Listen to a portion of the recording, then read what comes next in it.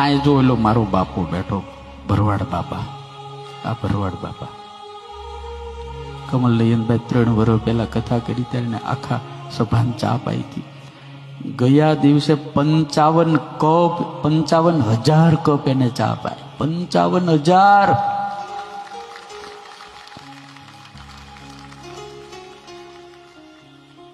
હું એને ઘેરે ગયો તો ગયા વર્ષે.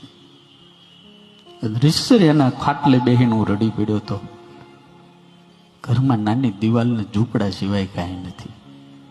આ બાપુ બેઠો. મેં કીધું બાપા આટલી બધી હિંમત? એને એમ કીધું સ્વામી થોડું વેચી દઈશ પણ મારે ચા પાવાની થાય છે.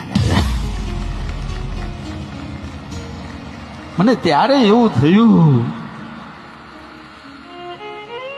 કે દ્વારિકા વાળો બધું મૂકી ભરવાડના નેહડે હું લેવા મોટો છો.